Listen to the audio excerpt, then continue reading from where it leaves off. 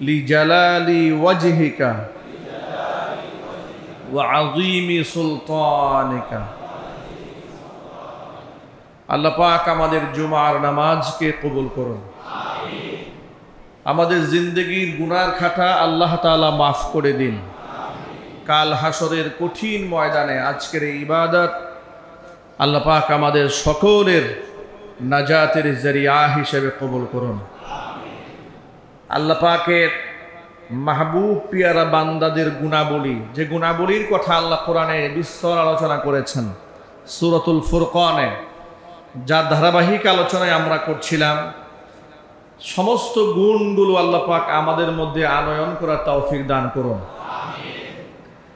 গত জুমায় আমরা আলোচনা করেছি আল্লাহর বান্দা যারা হবে তাদের এক অনন্য অসাধারণ বৈশিষ্ট্য হচ্ছে অন্যায় হত্যার সাথে তারা জড়িত হবে না।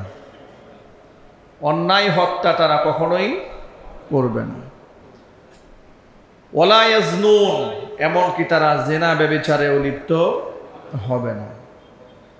যদি কোনো মুমিন মুসলমান জিনা ব্যভিচারের মধ্যে লিপ্ত হয়ে যায়, কোনো ব্যক্তি যদি অন্যায় হত্যার মধ্যে শামিল হয়, তার শাস্তি এবং তার পরিণতি কত ভয়াবহ হবে এই ব্যাপারে কোরআন সুন্নাহর মধ্যে বিস্তর আলোচনা আছে।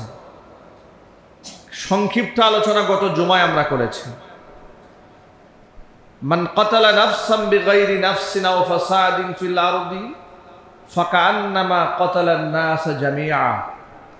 কোনো ব্যক্তি যদি অন্যায়ভাবে কাউকে হত্যা করে, সেজন্য একজন মানুষকে হত্যা করল না, সেজন্য গোটা জগতের সমস্ত মানুষকে হত্যা করে ফেলল। ওয়ামান আহিয়াহা ফাকান্নামা আহিয়ান নাস জামিআ। যে ব্যক্তি একজন ব্যক্তিকে প্রাণে বাঁচিয়ে দিয়েছে, সেজন্য একজনকে বাঁচায়নি, সেজন্য গোটা জগতের সমস্ত মানুষকে বাঁচিয়ে দিয়েছে। একটা মানুষ হত্যা করা যেমন জঘন্যতম অপরাধ, মানুষের জীবন বাঁচানো ঠিক এমন এক মহান ইবাদত।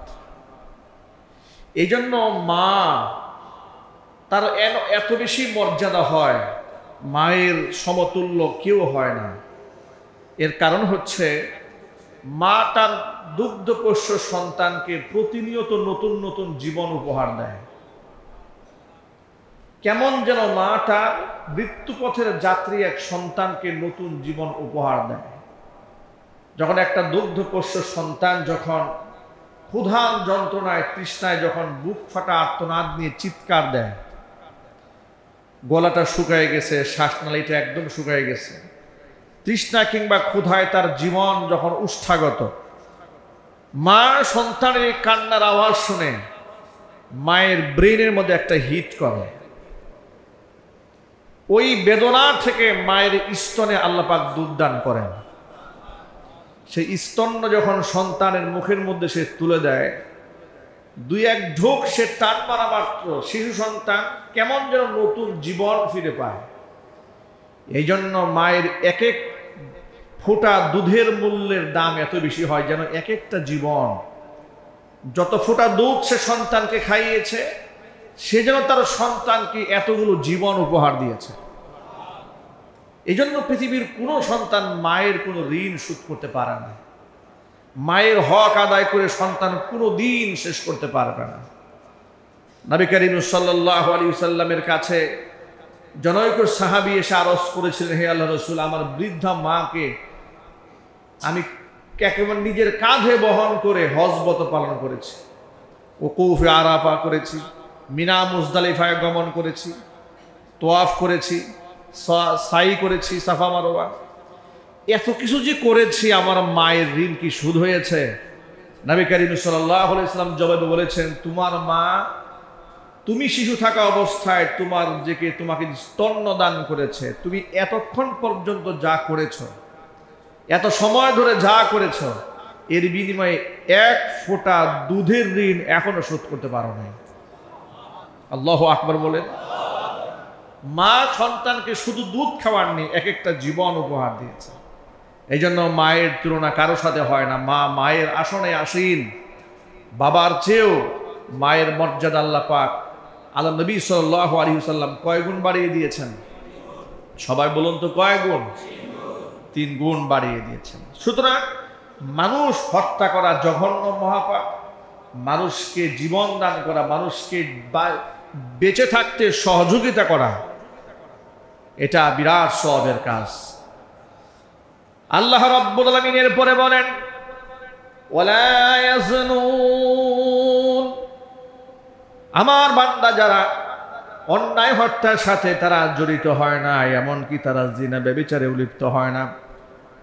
وَمَن يَفْعَلْ ذَلِكَ يَلْقَى أَثَامًا, কোন ব্যক্তি যদি এই কাজগুলো করে ফেলে, মাই ইয়াফআল যালিকা ইয়ালকা আসামা, যদি কেউ অন্যায় হত্যা করে, কেউ যদি জিনা ব্যভিচার করে, ইয়ালকা আসামা, সে কঠিন শাস্তি করে, কঠিন অন্যায় করে, আর এর জন্য তাকে চরম শাস্তি ভোগ করতে হবে। কি শাস্তি? আল্লাহ বলছেন يضاعف له العذاب يوم القيامة ويخلد فيه مهانا, জাহান্নামের ভেতরে তাদেরকে শাস্তি প্রদান করা হবে কিয়ামতের দিন দ্বিগুণ।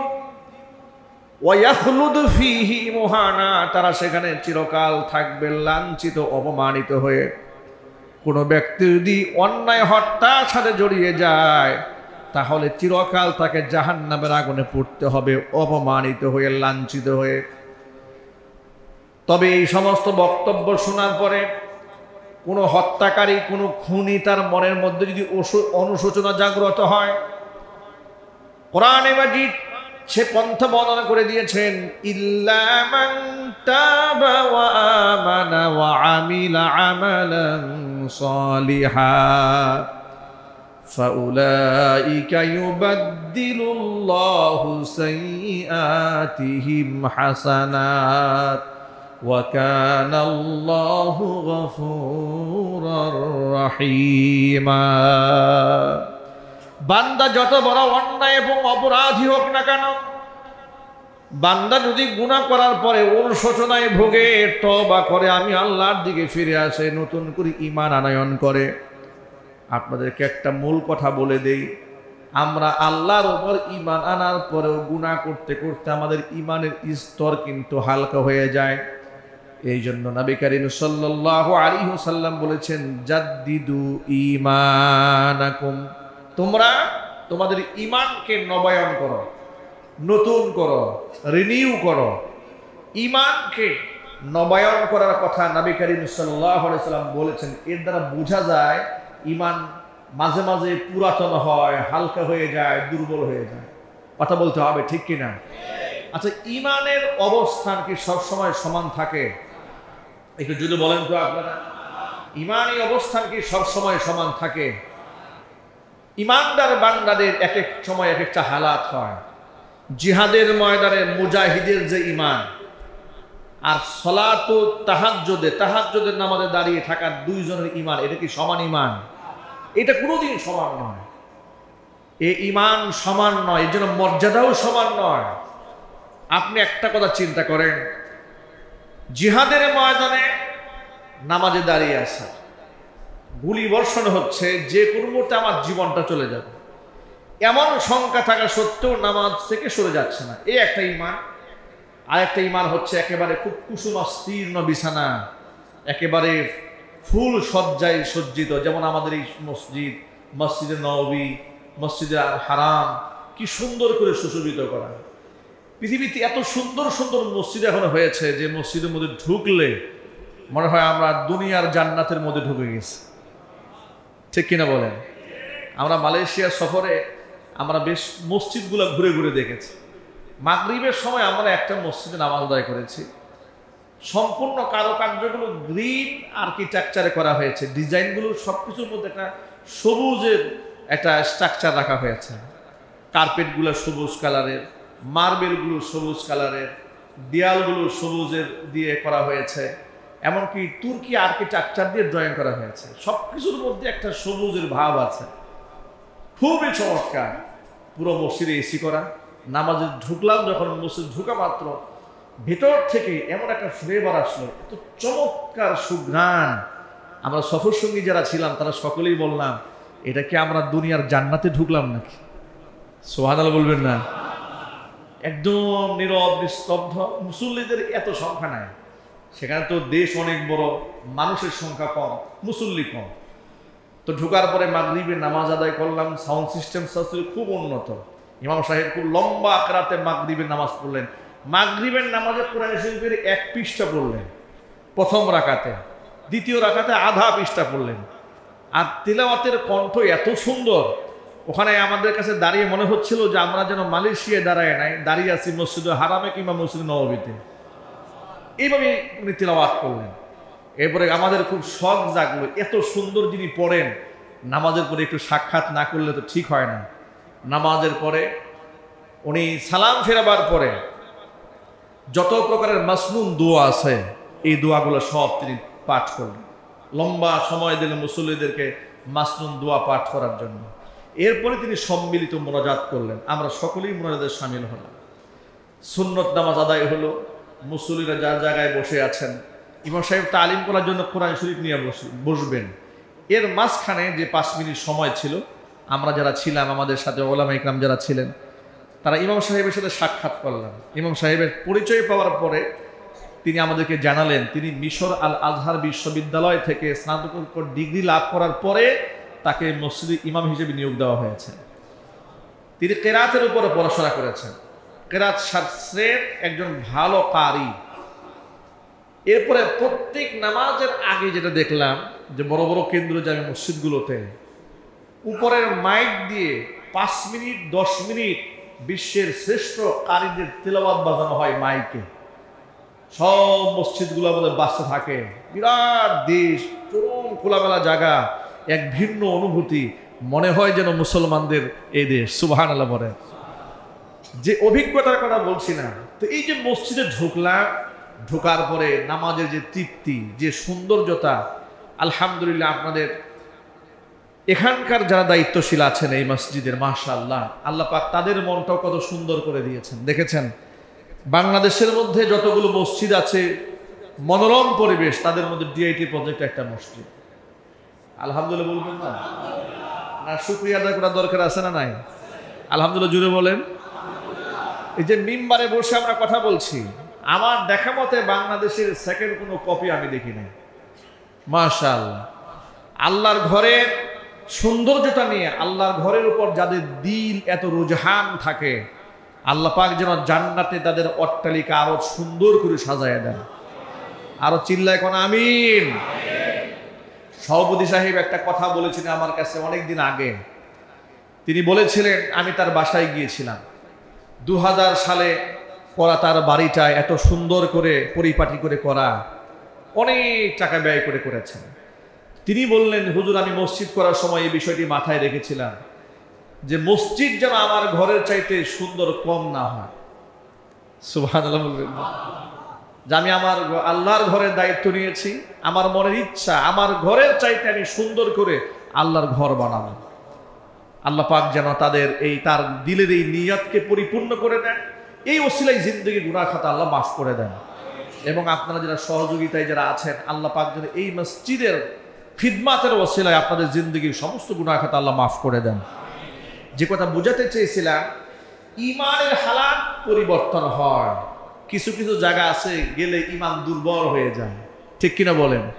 একটা উচ্ছৃঙ্খল পরিবেশ, মাদক সেবন করা হয়, অশ্লীল পরিবেশ, গান বাজনা বাজতেছে, ওখানে গেলে কি ইমান তাজা হয়? ইমানের কাঁটা নড়তে থাকে, শয়তান ওয়াসওয়াসায় দেয় যে আরেকটু দাঁড়ায় থাক, ভালোই তো লাগতেছে। আমার মনে মনে ইমান ধাক্কা দেয় যে না, কাজটা ঠিক হবে না, গুনাহ তো হচ্ছে। তো ইমান যাওয়া আসা করে।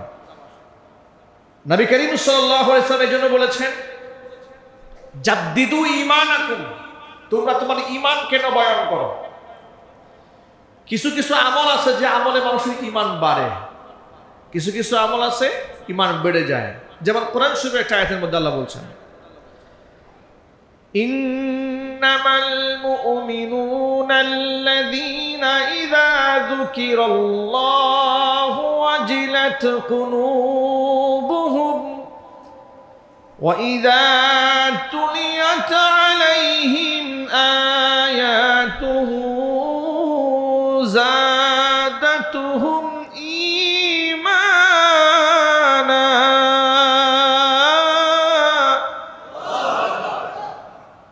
ইন্নামাল মুমিনুনা আল্লাযীনা ইযা যুকিরাল্লাহ, নিশ্চয় প্রকৃত ঈমানদার যারা, যখন তাদের সামনে আমি আল্লাহর জিকির করা হয়, ওয়াজিলাত কুলুবুহুম, তাদের অন্তরটা বিগলিত হয়ে যায়, মোমের মতন গলে একেবারে নরম হয়ে যায়। ওয়া ইযা তুলিয়াত আলাইহিম আয়াতুহু যাদাতুহুম ঈমানা, আমার আয়াত যখন তাদের সামনে তেলাওয়াত করা হয় তাদের ঈমানটা বৃদ্ধি পেয়ে যায়। যাদাতুহুম ঈমানা, কোরআনে কারীমের এই আয়াত প্রমাণ করে মানুষের ঈমান কখনো বাড়ে কখনো কমে। কোরআন শরীফের আয়াত শুনলে মানুষের ঈমান বেড়ে যায়। জোরে বলেন সুবহানাল্লাহ। ভাইরা আমার, আল্লাহ পাক বলেন ইল্লা মান তাবা, অন্যায় হত্যা যদি কেউ করে, জিনা ব্যভিচার যদি কেউ করে, তাহলে ইউদাফ লাহুল আযাব, দ্বিগুণ শাস্তির সম্মুখীন তাদের হতেই হবে। তবে ইল্লা মান তাবা, তবে কোনো ব্যক্তি যদি তওবা করে ফেলে, ও আমানা, ঈমান আনয়ন করে, ও আমিলা আমালান সলিহা, বান্দা যদি নেক কাজ করে, ফাউলাইকা ইউবাদদিলুল্লাহু সাইয়্যাতিহিম হাসানাত, বান্দা বিগত জীবনে যত গুনাহ করেছিল ওই গুনাহগুলোকে আমি আল্লাহ পাক পরিবর্তন করে নেক দ্বারা ভরপুর করে দেব।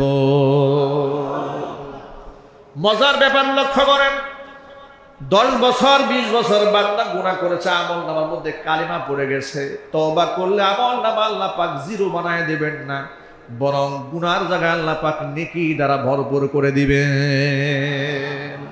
আল্লাহ পাকের কত দয়া, আল্লাহ পাকের কত মায়া।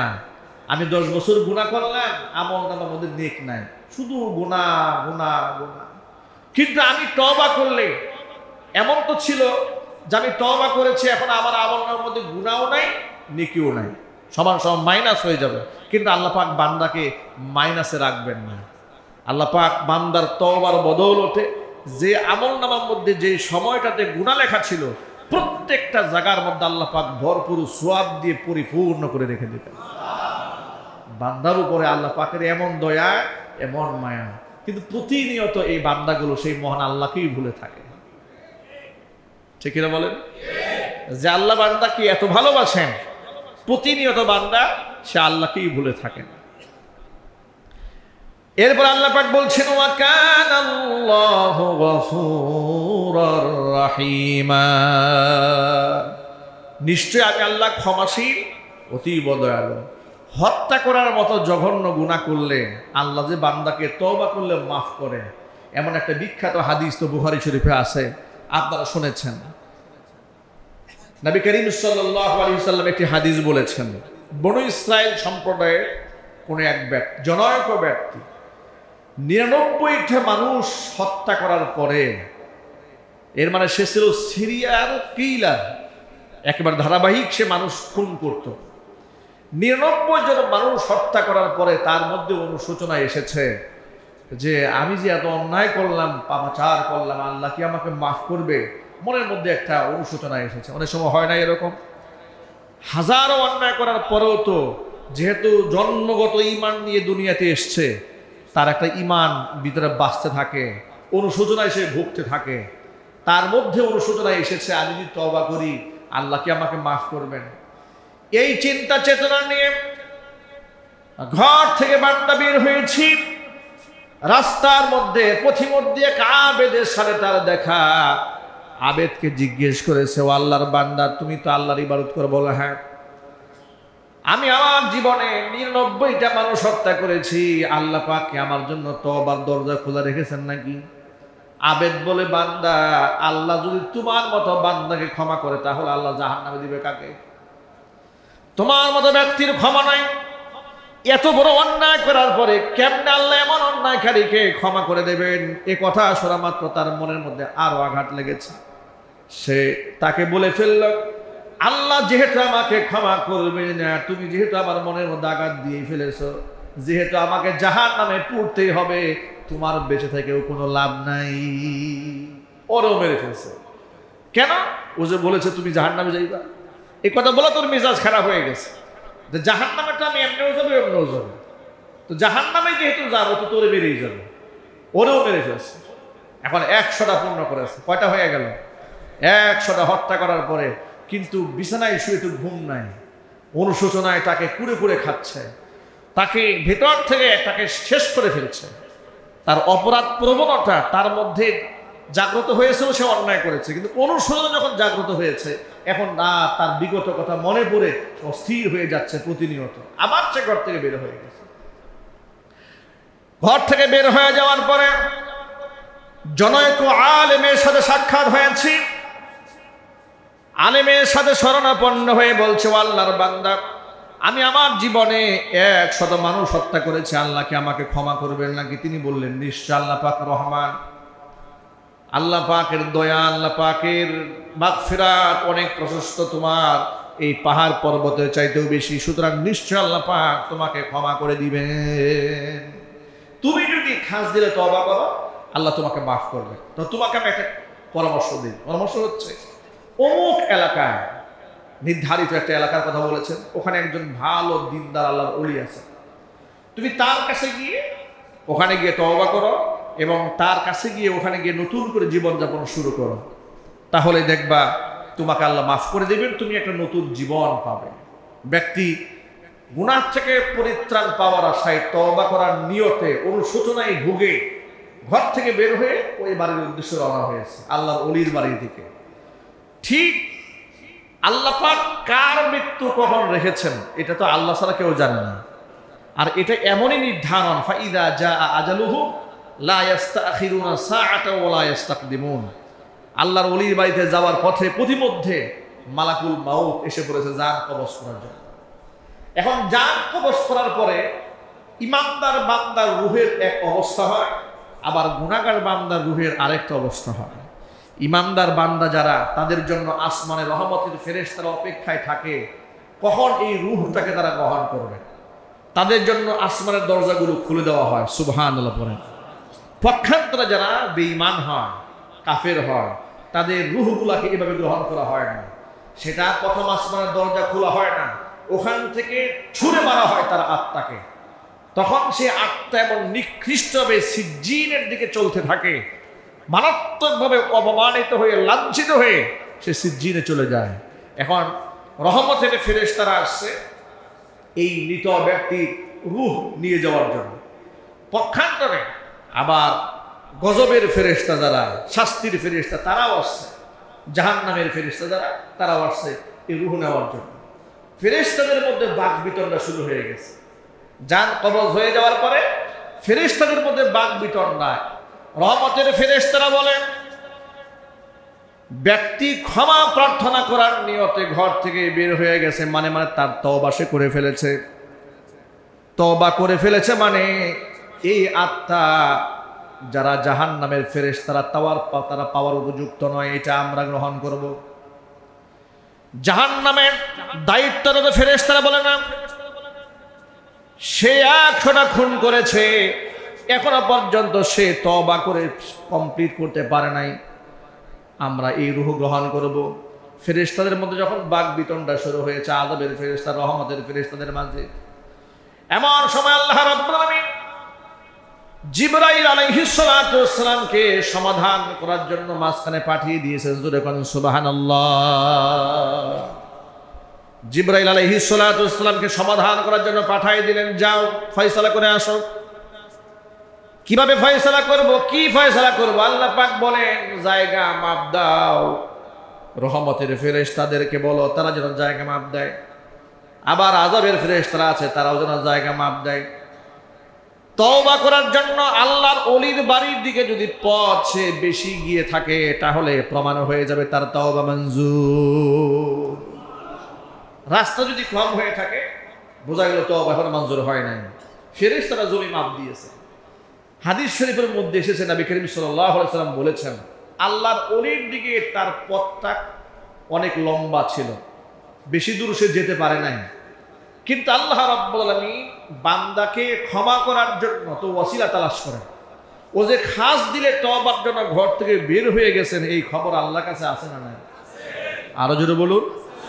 আল্লাহ পাক সে প্রশস্ত জমিনকে সংকীর্ণ করে দিয়ে আল্লাহর ওলির দিকে যে রাস্তা সেটাকে শর্ট করে দিয়েছেন।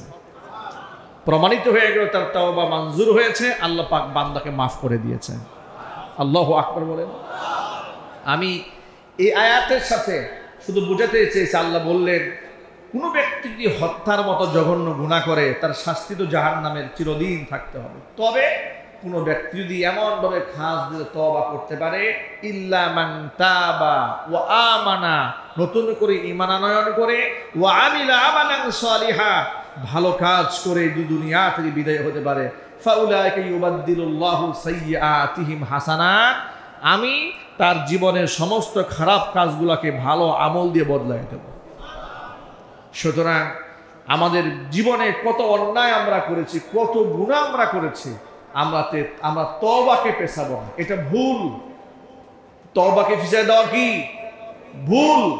কোনোদিন তওবাকে পেছাবো না, বলি ইনশাআল্লাহ। অন্যায় হয়ে গেলে একেবারে সাথে সাথে আল্লাহর কাছে একেবারেই কাকুতি মিনতি করে দিল থেকে অনুশোচনায় ভুগবো, তওবা করব, আর মনে মনে সিদ্ধান্ত গ্রহণ করব জীবনে এমন পাপ আর কোনো দিন করবো না। আমরা বলি ইনশাআল্লাহ। দান বাক্সগুলো যাচ্ছে, মেহেরবানি করে আপনারা জেনে খুশি হবেন মসজিদের কনস্ট্রাকশনের কাজ চলছে, চলমান। সদকায়ে জারিয়াতে আপনারা অংশগ্রহণ করুন। আল্লাহ পাক আমাদের দানগুলোকে কবুল করেন, মঞ্জুর করেন। তাহলে আমরা তওবা করবো তো ইনশাআল্লাহ। কবে তওবা করব? যখন গুনাহ হয়ে যাবে তখনই। কোনো গুনাহ হয়ে যাওয়ার পরে এমন কাল বিলম্ব করব না যে আগামী তো বছর হজের সিজন আছে, এই বছর যা করার করে ফেলে। কি আছে না নাই? কথা বলে না। আপনাদেরকে ছোট্ট একটা গল্প শোনাই বুঝাবার জন্য, শুধু বুঝাবার জন্য। তওবাকে যারা পিছাইয়ে রাখে, এমন বহুত লোক আমাদের খুব ঘনিষ্ঠ। বলেছি ভাই চলেন একটা মাহফিলে যাই, সফর সঙ্গী করে নিয়ে যাব। উদ্দেশ্য হচ্ছে আলেমদের সাথে মিশলে তো দিল পরিবর্তন হয়। একদিন আমাকে আমার খুব ঘনিষ্ঠজন একদিন বলেন, হুজুর আমার যে বেশভূষা এখন যাওয়া যাবে না, কিছুদিন পরে যাব। আমি বললাম কিছুদিন পরে যাওয়ার দরকার না, আপনি যে বেশে আছেন এই বেশেই আমার সাথে চলেন, কোনো সমস্যা নেই। না না, লোকেরা খারাপ বলবে, মাহফিল কর্তৃপক্ষ বলবে মাদানী হুজুরের সাথে প্যান্ট শার্ট পরা লোক আসছে। আমি বললাম আরে বাবা, আমার সাথে প্যান্ট শার্ট পরা লোকেরা, আমার সাথে হাফ প্যান্ট পরা লোকেরা যাবে, জুব্বা পরে ফিরে আসবে। কথা বলে না, যদি বলুন ঠিক কিনা? এটাই তো হওয়া উচিত। প্যান্ট শার্ট পরে যাবেন, হাফ প্যান্ট পরে যাবেন, জুব্বা পরে ফিরে আসবেন। লোকেরা বলবে হুজুরের সাথে চলাফেরা করে পরিবর্তন হয়ে গেছে। আলহামদুলিল্লাহ, আমাদের সাথে সঙ্গ দিয়ে এমন বহুত মানুষের জীবন আল্লাহ বদলাই দিয়েছে। কে বদলে দিয়েছেন? আল্লাহ বদলে দিয়েছেন। তাদের চেহারা সুরত দেখলে আপনি মনে করবেন শাইখুল হাদিস, কিন্তু জীবনে মাদ্রাসায় পড়ে নাই, কিন্তু চেহারা সুরত, বেশভূষা, আমল আখলাক সব আল্লাহ চেঞ্জ করে দিয়েছে। সুতরাং আমি এক ভাইকে বললাম চলেন আমাদের সাথে। তিনি বললেন না হুজুর এখন যাওয়া যাবে না। বললাম কেন? আপনাদের সাথে গেলেই তো কদিন পরে সব চেঞ্জ হয়ে যায়, আমি এত তাড়াতাড়ি চেঞ্জ হতে চাচ্ছি না। দেখেছেন এর মন মানসিকতা কেমন? সে সরাসরি বলে না, সে বলছে আপনার সাথে গেলেই তো দেখি যে অনেকেই চেঞ্জ হয়ে গেছে, অমুকে চেঞ্জ হয়ে গেছে, তমুকে চেঞ্জ, কয়েকজন নাম বলে ফেললো, যেগুলো আমাদের সাথে চলতো। এখন সব লম্বা লম্বা দাড়িওয়ালা টুপিওয়ালা বুজুর্গ হয়ে গেছে। আমি এত তাড়াতাড়ি বুজুর্গ হতে চাই না, কিছুদিন পরে যাক না, কিছুদিন। নাউজুবিল্লাহ পড়েন। এই মেন্টালিটি মনের মধ্যে রাখা যাবে না। কারণ আল্লাহ না করেন আমার যদি কবিরা গুনাহ হালাতে যদি মৃত্যু হয়, নাউজুবিল্লাহি মিন যালিক, কুফরি হালাতে মৃত্যু হয়, ঈমান ছাড়া অবস্থায় মৃত্যু হয়, আমার এই ছোট্ট দুনিয়া এটাও শেষ, পরকালটা আমি শেষ করে দিলাম। এই জন্য তওবাকে কোনো ক্রমে আমি পেছাবো না। আমার মৃত্যু যে কোনো মুহূর্তে হয়ে যেতে পারে। আল্লাহ যেন আমাদেরকে খালেস দিলে তওবা করার তৌফিক দান করেন। জোরে বলেন আমিন।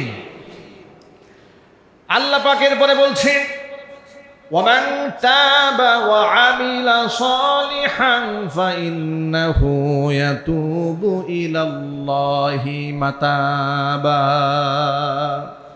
তাবা তওবা করে, ওয়া আমিলা সালিহান ভালো কাজ করে, ফাইন্নাহু ইয়াতুবু ইলাল্লাহি মাতাবা সেই ব্যক্তি পরিপূর্ণভাবে আল্লাহর দিকে ফিরে আসবে আর আল্লাহকে সে তওবা গ্রহণকারী হিসেবে পাবে। সুবহানাল্লাহ বলেন। আল্লাহকে সে পরিপূর্ণ তওবা গ্রহণকারী হিসেবেই পাবে। এরপরে ইমানদার বান্দাদের অনন্য এক অসাধারণ একটা বৈশিষ্ট্য আছে, সেটা কি? ওয়াল্লাযীনা লা ইয়াশহাদুনা আয-যূর। আমি আল্লাহর বান্দা যারা তারা কোনোদিন মিথ্যা সাক্ষ্য দিবে না। লা ইয়াশহাদুনা যুর, মিথ্যা সাক্ষী তারা কোনোদিন দেবে না। মনে রাখবেন, দুনিয়াতে যত বিচার হয় সাক্ষীর কারণ মাধ্যমে বিচার হয়, ঠিক কিনা বলেন? ফয়সালা কিসের ভিত্তিতে হয়? সাক্ষ্য প্রমাণের ভিত্তিতে ফয়সালা হয়। সে ফয়সালা সঠিকও হতে পারে, ভুলও হতে পারে। সাক্ষীরা যদি মিথ্যা কথা বলে, মিথ্যা সাক্ষ্য দেয়, বিচারকের কিছু করার থাকবে? সবাই বলেন না। বিচারক নিজেও যদি জানে সত্য ঘটনা, কিন্তু সাক্ষী নাই, উনি এখন হাকিম, আদালতে বসে আছেন, যারা সাক্ষী প্রমাণ দিচ্ছেন সব মিথ্যা কথা বলছেন, তার কিছু করার থাকবে? করার যে কিছু থাকে না। আপনাদেরকে একটা হাদিস শোনায়। নবী করিম সাল্লাল্লাহু আলাইহি ওয়াসাল্লামের এই ব্যাপারে একটা বিখ্যাত হাদিস আছে। আল্লাহর হাবিব সাল্লাল্লাহু আলাইহি ওয়াসাল্লাম বলেছেন সাহাবীদেরকে উদ্দেশ্য করে, সাহাবীরা শোনো, ইন্নামা আনা বাশারুন, আমি একজন মানুষ। নবীজি সাল্লাল্লাহু আলাইহি ওয়াসাল্লাম নিজেকে কি বলেছেন? সবাই বলেন না আপনারা? আবার বলেন।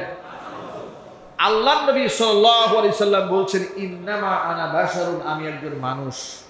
ওয়া ইন্নাকুম তাখতাসিমুনা ইলাইয়া, তোমরা আমার কাছে মামলা দায়ের করো, বিভিন্ন সময় বিচার আচার আমার কাছে নিয়ে আসো। ওয়া লাআল্লা বা'দাকুম আন ইয়াকুনা আলহানা বিহুজ্জাতিহি মিন বা'দিন, বিচার আচার যারা নিয়ে আসো তাদের মধ্যে এমন কিছু কিছু ব্যক্তি আছে উপস্থাপনার শক্তি কারো থেকে কারো বেশি। এমন অনেক মিথ্যাবাদী সমাজে আছে, সত্যবাদী এত সুন্দর করে সত্য কথা বলতে পারে না, ওই মিথ্যা কথা এত সুন্দর সাজায় বলতে পারে। সমাজে আছে না নাই? তার মিথ্যা শুনলে আপনি মনে মনে চিন্তা করবেন এর চাইতে সত্য পৃথিবীতে আর না, কিন্তু এর মিথ্যা শুনে ইবলিস শয়তানও কান দেয়। ঠিক কিনা বলেন? নবী করিম সাল্লাল্লাহু আলাইহি ওয়াসাল্লাম এই কথাই বলছেন যে তোমাদের মধ্যে এমন কিছু লোক আছে, ওয়ালা আল্লা বা'দাকুম আইয়াকুনা আলহানা বিহুজ্জাতিহি মিন বা'দিন, দলিল প্রমাণ সাক্ষ্য প্রমাণ পেশ করতে গিয়া দেখা যায় কেউ খুব পারদর্শী, আর আমি ওয়াকদি লাহু আলা নাহবি মা আসমা, আমি যা শুনি দলিল প্রমাণ সাক্ষী প্রমাণের ভিত্তিতে আমি সেই ফয়সালা করি। কিন্তু মনে রাখবেন, কোন মিথ্যাবাদী আমার সামনে যুক্তি তর্ক কিংবা দলিল আদিল্লার দিক থেকে প্রমাণ পেশ করলো, আর তার প্রমাণ শুনে আমি তার সপক্ষে রায় ঘোষণা করছি, কিন্তু সে তো জানে আমি মিথ্যাবাদী। কথা বলে না কেন? সে নিজে জানে না যে মিথ্যা বলছে, সে জানে না।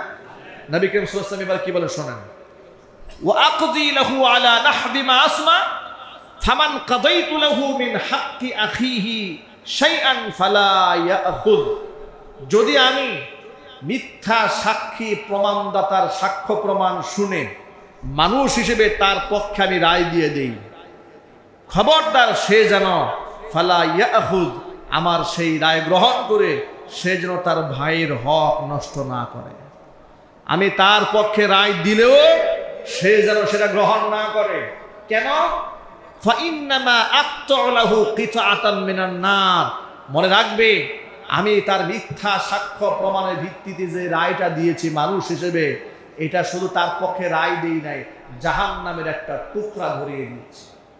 সে যদি এটা গেলে, এটা যদি সে হজম করে, আর সে যদি নিজে খুব জ্ঞানী এবং পণ্ডিত মনে করে যে আমার চতুরতা দিয়া আমি একটা মিথ্যা মামলায় রায় পেয়ে গেছি, তাহলে সে নিজের পেটে জাহান্নামের আগুন গিলবে, চিৎকার দিয়া করেন নাউযু বিল্লাহি মিন যালিক।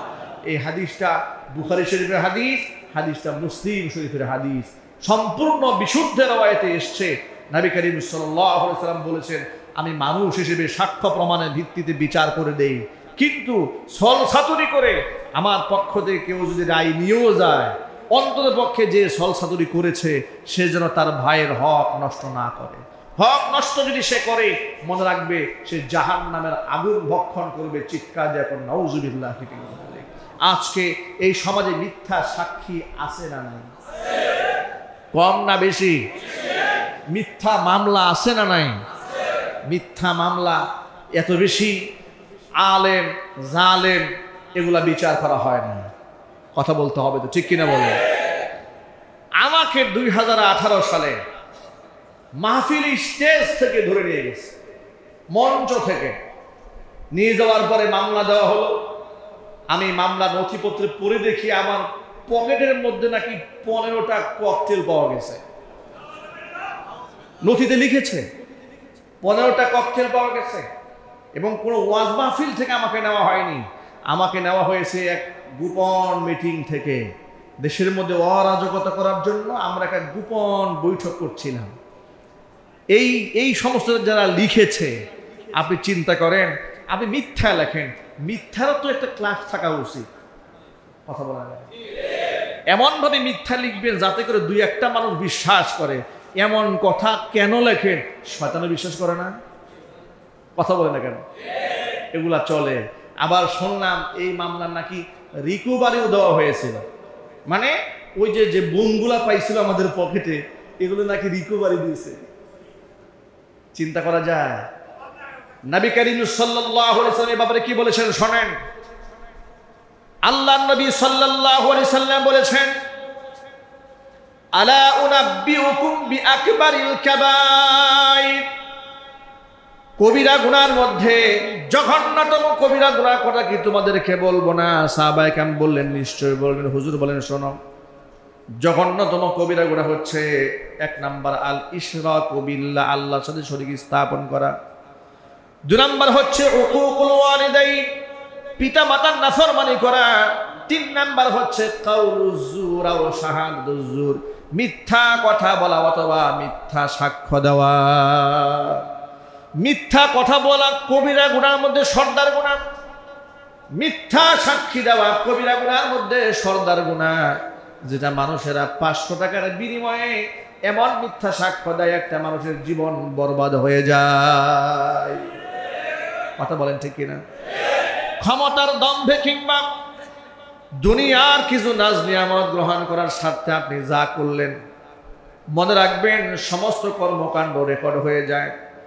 যে পরিণতি আপনি একটা পরিবারের উপর চাপিয়ে দিয়েছেন, আপনার পরিবারকে এর চাইতেও জঘন্য পরিণতি ভোগ করতে হবে। ঠিক কিনা বলেন? মনে রাখতে হবে। কয়েকদিন আগে দেখেছেন না, এক এমপিকে টুকরা টুকরা করে ফেলে দেওয়া হয়েছে। এমপির টুকরা করার সংবাদ পত্রিকায় আসার পরে দেশের লোকেরা আনন্দে মেতে উঠেছে। লোকেরা বলতেছিল যে এইরকম বহু মানুষকে সে আগে নিজে টুকরা করছে, বিনিময়ে আল্লাহ পাক ওরেও টুকরা বানিয়ে দিয়েছে। সকলকে মনে রাখবেন, এই কথাটা মূলনীতি আকারে মনে রাখবেন। প্রত্যেকটা কর্মকাণ্ড আল্লাহর কাছে রেকর্ড হয়ে যায়, আর পাপের প্রায়শ্চিত্ত দুনিয়া এবং আখিরাতে আপনাকে ভোগ করতে হবে। দুনিয়াতে সীমিত আকারে আর ভয়ঙ্কর আকারে ভোগ করতে হবে পরকালে। আল্লাহ পাক যেন আমাদের সকলকে হেফাজত করেন। জোরে জোরে কোন আমিন। মিথ্যা সাক্ষ্য দিলে কতজন মানুষের হক নষ্ট হয়। আপনি যার বিরুদ্ধে সাক্ষী দিলেন তার হক নষ্ট করলেন, 1 নাম্বার। 2 নাম্বার, আপনি বিচারককে ক্ষতিগ্রস্ত করলেন, তিনি মিথ্যা রায় দিয়েছেন, তাকে ক্ষতিগ্রস্ত করলেন। 3 নাম্বার, আপনি যার পক্ষে মিথ্যা সাক্ষ্য দিলেন, আপনি নিজেরও ক্ষতি করলেন, তারও ক্ষতি করলেন। কথা বলেন ঠিক কিনা? যে মিথ্যা সাক্ষী দিয়েছে সে জাহান্নামের আগুন ভক্ষণ করেছে, এটা নিজেরও ক্ষতি হয়েছে। যার পক্ষে বলেছে সে তারও ক্ষতি করেছে, অন্যের উপর জুলুম করেছে। এর মানে একটা মিথ্যা সাক্ষ্য চতুর্মুখী এক জুলুমের পরিবেশ তৈরি করে সমাজে অনেকগুলো মানুষের হক একসাথে নষ্ট করে দেয়, বরবাদ করে দেয়। এই জন্য মিথ্যা সাক্ষ্য প্রদান করা কবিরা গুনার মধ্যে জঘন্যতম কবিরা গুনাহ। মিথ্যা কথা বলা কবিরা গুনার মধ্যে জঘন্যতম কবিরা গুনাহ। আমরা আল্লাহর বান্দা যারা নিজেদেরকে আল্লাহর বান্দা বলে দাবি করি, কোরআন মাজিদের সূরা ফুরকানে বর্ণিত এই গুণগুলা নিজেদের মধ্যে আনয়ন করার দরকার আছে না? আজকের পর থেকে কোনো প্রকারের মিথ্যা সাক্ষী, মিথ্যা বক্তব্য, মিথ্যা কথা আমরা বলবো না। আমরা কি ওয়াদা করতে পারি ইনশাআল্লাহ? হাত তোলেন, ওয়াদা করেন, ওয়াদা করেন, আল্লাহর কাছে হাত তোলেন। আল্লাহ যেন আমাদের সকলকে তওবা করার তৌফিক দান করেন, মিথ্যা পরিহারের তৌফিক দান করেন। আল্লাহ পাক মিথ্যা সাক্ষ্য দেওয়ার মতো জঘন্য ভয়াবহ গুনাহ থেকে বেঁচে থাকার তৌফিক দান করে। জোরে কোন আমিন। হাত নামান।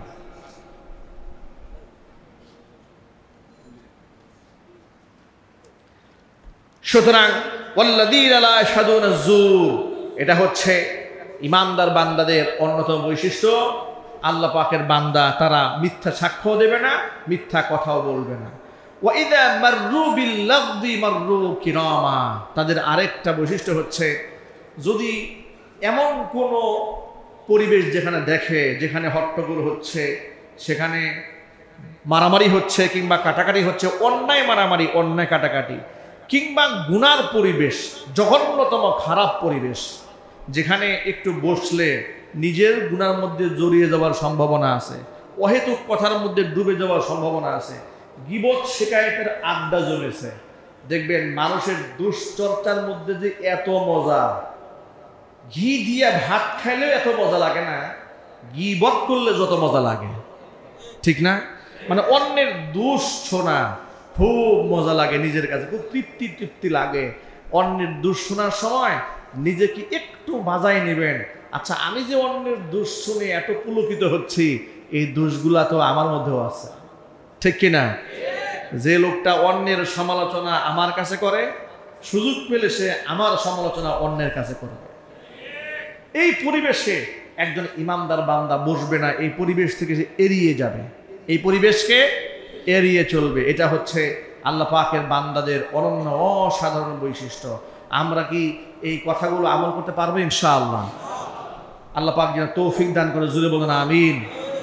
আমাদের এই ইমানদার বান্দাদের বৈশিষ্ট্যের বর্ণনা এখনো শেষ হয় নাই, সামনে আরো কয়েক জুমা লাগবে এগুলা শেষ করতে। আমরা পর্যায়ক্রমে আবার যখন আমরা আসবো ইনশাআল্লাহ, পর্যায়ক্রমে ধারাবাহিকভাবে আমরা সেই কথাগুলো আমল করবো ইনশাআল্লাহ। জিলহজ মাসের চাঁদ দেখা গেছে, আলহামদুলিল্লাহ বলবেন না? সবাই বলুন আলহামদুলিল্লাহ।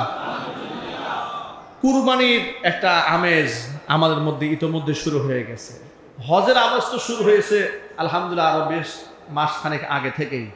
আমাদের দেশ থেকে, পৃথিবীর বিভিন্ন দেশ থেকে হজ যাত্রীরা হজ ব্রত পালন করার উদ্দেশ্যে অনেকেই ইতোমধ্যে চলে গেছেন, অনেকে প্রস্তুতি নিচ্ছেন। আমাদের মহল্লারও অনেক ভাই ব্রাদাররা আছেন যারা প্রস্তুতি নিচ্ছেন। যারা গিয়েছেন এবং যারা যাবেন, যারা নিয়ত করেছেন, আল্লাহ পাক যেন সকলকে হজ্জে মাবরুর নসিব করেন। হজের সমস্ত বিধিবিধান কার্যক্রম আল্লাহ পাক তাদের সকলের জন্য সহজ করে দেন, আল্লাহ কবুল করে নেন। আমরা যারা দেশে আছি আমাদের কিছু পালনীয় আমল আছে। জিলহজ মাসের 9টা রোজা খুব গুরুত্বপূর্ণ, এই জন্য তো শুরু হয়ে গেছে। আমরা যদি আজকে থেকেই, অনেকে আজকে রোজা রাখছেন নাকি, অনেকে সৌদিতে দেখা গেছে আগামীকাল থেকে আমাদের বাংলাদেশে শুরু আলহামদুলিল্লাহ। আমরা এই 9টি রোজা রাখার চেষ্টা করবো ইনশাআল্লাহ। বলি ইনশাআল্লাহ। কয়টা রোজা? যদি বলেন কয়টা? রাখার চেষ্টা করবো 9টা। যদি না পারি অন্তত পক্ষে ইয়াউমে আরাফা, আরাফার দিন আমরা রোজা রাখবো ইনশাআল্লাহ। আল্লাহ পাক যেন এই নফল রোজাগুলো রাখার তৌফিক আমাদেরকে দান করেন। এরপরে কুরবানির বিধিবিধান নিয়ে আমি আর আজকে আলোচনা করলাম না, ইনশাআল্লাহ পরবর্তীতে খতিব সাহেব যিনি আসবেন তিনি আপনাদেরকে কুরবানির সংক্রান্ত বিষয়ে ইনশাআল্লাহ আলোচনা করবেন।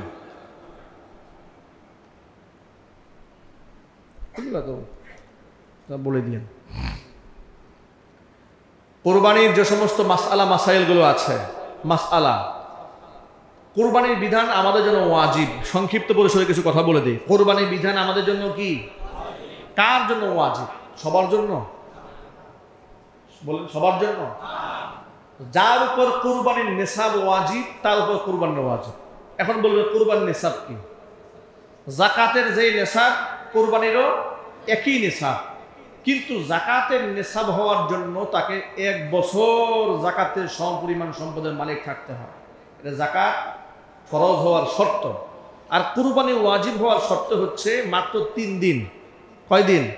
মাত্র 3 দিন যদি সে ব্যক্তি আপনার এই জিলহজ মাসের 10, 11, 12 এই 3 দিন যদি সেই ব্যক্তি এই যাকাত সমপরিমাণ নেসাবের মালিক থাকে, অর্থাৎ 7.5 তোলা স্বর্ণ অথবা 52.5 তোলা রূপা, এই সমপরিমাণ সম্পদ কিংবা তার সমমূল্যের মালিক থাকে, তার উপর কুরবানি করা ওয়াজিব। কুরবানি করা কি? ওয়াজিব। অনেক ফজিলতপূর্ণ আমল। একদিক থেকে তো নবী করিম সাল্লাল্লাহু আলাইহি ওয়াসাল্লাম এই ব্যাপারে বলেছেন, সাহাবায়ে কেরাম জিজ্ঞেস করেছেন যে এটা কিসের কুরবানি? নবী করিম সাল্লাল্লাহু আলাইহি ওয়াসাল্লাম বলেছেন সুন্নাত আবিকুম ইব্রাহিম, তোমাদের পিতা ইব্রাহিম আলাইহিস সালামের সুন্নাহ। সাহাবায়ে কেরাম জানতে চেয়েছেন যে ফামা লানা ফিহা ইয়া রাসূলুল্লাহ, এই কুরবানি করলে আমাদের লাভ কি? হুজুর বলেছেন বিকুল্লি শাআরাতিন হাসানা, প্রত্যেকটা পশমের বিনিময়ে আল্লাহ পাক আমলনামা আমাদের নেক লিখে দেন। তাহলে একদিক থেকে তো বিরাট বড় সওয়াবের কাজ একদিক থেকে, অন্য দিক থেকে দরিদ্র অসহায় মানুষকে পাশে দাঁড়ানোর মতো বিরাট এক সুবর্ণ সুযোগ পাওয়া যায়। এর মাধ্যমে আত্মীয়তার সম্পর্ক মজবুত হয়, বন্ধুদের সাথে সম্পর্ক ভালো হয়, মানুষের সাথে যাদের সাথে দীর্ঘ সময় দেখা সাক্ষাৎ হয় নাই, একটা ওসিলায় এদের সাথে আন্ডারস্ট্যান্ডিংটা মজবুত হয়, ঠিক কিনা? সুতরাং আমরা সকলেই চেষ্টা করব হক হালালের টাকা দিয়ে কোরবানি করতে ইনশাআল্লাহ। যারা সামষ্টিক কোরবানি দেন কয়েকজনে মিলে, এই ক্ষেত্রে খুব সাবধান। আমি আবার বলছি, যারা এজমালি কোরবানি দেন এই ক্ষেত্রে খুব সাবধানতা অবলম্বন করতে হবে। 7 জনে মিলে কোরবানি দিতে পারবেন, একজনও যদি হারামখোর হয়, টাকা যদি হারাম হয়, 7 জনের কোরবানি বাতিল। 7 জনের কোরবানি কি বাতিল। কিংবা 7 জনের মধ্যে সবার হালাল টাকা, কিন্তু নিয়ত সবার পরিশুদ্ধ না, একজনের নিয়তের মধ্যে গড়বড়ি। নিয়ত কি? সবাই কোরবানি দিচ্ছে, আমি না দিলে কেমন দেখা যায়, এ কোরবানি বাতিল। কিংবা এমন নিয়ত থাকে সবার ঘরে গোশত থাকবে, আমি কোরবানি না দিলে তো আমার ঘরে গোশত থাকবে না, নিয়ত এটা হয়েছে, এটাও বাতিল। একদম কোরবানি এটা আল্লাহর হুকুম পালন করার জন্য আল্লাহর সন্তুষ্টি কল্পেই করতে হবে ইনশাআল্লাহ। বলেন, যদি এভাবে কেউ কোরবানি করে, নবী করিম সাল্লাল্লাহু আলাইহি সাল্লাম মা ফাতেমা রাদিয়াল্লাহু তাআলা আনহাকে বলেছেন যে তোমার কোরবানি জবাইকৃত পশুর রক্ত জমিনে পড়ার আগেই তোমার জিন্দেগির গুনাহ খাতা মাফ। কত চমৎকার কথা! বেনামাজির সাথে কোরবানি দেওয়া যাবে না, কারণ স্পষ্ট ফতোয়া, যেই ব্যক্তি চূড়ান্ত বেনামাজি সে মুসলমান না। কি কথা খুব খারাপ লাগেছে নাকি? আমি আবার বলি, রিপিট করি বুঝতে ভুল হলে, যে ব্যক্তি চূড়ান্ত বেনামাজি সে মুসলমান নয়। অমুসলিমের সাথে কোরবানি দেওয়া জায়েজ আছে? আপনারা বলবেন তার তো জানাজার নামাজ হয়, এটা আপনি জোর করে পড়েন দেখা হয়, কোরআন হাদিস তার জানাজা পড়তে বলে নাই, তাকেও প্রকৃত মুসলমান বলা যায় না। তাকে কোরআন হাদিসের মানদণ্ডে বেনামাজিকে মুসলমান বানাবার কোনো সুযোগ নাই। আবার বলি, নানান ব্যাখ্যা দায়ের করে আপনি বলতে পারেন যে মুসলমানের মতো চলে, সে তো আর বলে নাই আমি আল্লাহকে বিশ্বাস করি না। নানান ব্যাখ্যা দাঁড় করে মুসলমানের কাতারে কিছুটা দাঁড় করানো যায়। কথা বুঝেন নাই? সামনের কাতারে কোথায়? একেবারে লাস্টে কিছুটা কাতারে দাঁড় করানো যায়। আচ্ছা, আপনি চিন্তা করেন, এমন একটা 3rd ক্লাস লোকের সাথে আপনি কোরবানি দেবেন? চিল্লাই বলেন, দেবেন না। কথা একদম পরিষ্কার। আরবের বড় বড় শায়েখরা তো এমন কঠিন ফতোয়া দিয়েছে যে বেনামাজির সাথে আত্মীয়তা করা নাজায়েজ ঘোষণা করেছে, বেনামাজি জবাইকৃত পশুর গোশত খাওয়া হারাম ঘোষণা করেছে। এই ফতোয়াটা আরো মারাত্মক, কারণ হাদিসে খুব স্পষ্ট এসছে, যে ব্যক্তি নামাজ পড়ে না তাকে মুসলমান বলার কোনো সুযোগ নাই। এই জন্য কথা পরিষ্কার, বেনামাজি যদি শুধুমাত্র গরু খাসি আপনার আর বড় বড় ষাঁড় কোরবানি দেয় তা না, একেবারে যদি আসমান থেকে নাজিল করে দুম্বাও নিয়ে আসে আর যদি উটও নিয়ে আসে, তাহলে ওই কোরবানির মূল্য আর হক হালাল আদায়ের একটা ছাগলের মূল্য সমান হতে পারে। কথা বুঝতে পেরেছেন? এখন দেখবেন যে অনলাইনের যুগ, খাসি বিক্রি হচ্ছে 12 লাখ টাকা, দেখলাম 12 লাখ 16 লাখ টাকা খাসির দাম। গরুর দাম 80 লাখ 90 লক্ষ টাকা একটা গরুর দাম। আবার এটা কি কি বলা হচ্ছে, অনলাইনে খুব প্রচার করা হচ্ছে। আল্লাহ যদি আপনাকে সামর্থ্য দিয়ে থাকেন, আপনি কত টাকা দিয়ে কিনবেন এটা আপনার মনের ব্যাপার। আমি বলবো না তার মনের নিয়ত খারাপ, এটা মনের নিয়ত একমাত্র কে জানেন? আল্লাহ পাক ভালো জানেন। কিন্তু বিগত জীবনের কর্মকাণ্ড দেখে তো আন্দাজ করা যায়। কথা বলেন, আপনার মনে কি আছে এটা আমার জানতে চাই না, এটা আল্লাহর সাথে আপনার ফয়সালা হবে। কিন্তু আপনার বিগত জীবনের আমল দেখে তো কিছু আমরা আন্দাজ করতে পারি। আপনি মসজিদে নামাজও পড়তে আসেন না, 80 লক্ষ টাকা গরু কুরবানি দেন, কেন যে দেন এটা জাতি বুঝে ফেলেছে। সুতরাং বেনামাজি কয় কোটি টাকাতে গরু দিয়েছে আপনার দেখার কোনো দরকার নাই। এবং চেষ্টা করবেন বেনামাজির কোরবানির গোশত আপনি না খেতে। আমি আবার বলি, আপনি চেষ্টা করবেন, আপনি যদি শিওর হন এই লোকটার নামাজের সাথে কোনো সম্পর্ক নাই, মসজিদে আসে না, ধারে কাছেও নাই, কিন্তু কোরবানি আসছে, কোরবানি দিচ্ছে, আপনি ওর গরুর গোশত খাইতে যাবেন না, কারণ এর গরুর গোশতে সন্দেহ আছে। না সন্দেহ নাই? যথেষ্ট সন্দেহ আছে। আল্লাহ রাব্বুল আলামিন আমাদের সকলকে বেনামাজি হওয়ার মতো কুফরি গুনাহ থেকে বেঁচে থাকার তৌফিক দান করেন। আল্লাহ রাব্বুল আলামিন আমাদের কোরবানিকে কবুল করেন, কোরবানির সমস্ত কার্যক্রমগুলো আল্লাহ পাক সহজ করে দেন, আমিন। ওয়া আখিরু দাওয়ানা আলহামদুলিল্লাহি রাব্বিল আলামিন। ক্বাবলাল জুমআ 4 রাকাত সুন্নত নামাজ যারা আদায় করেননি মেহেরবানি করে আদায় করে নিন।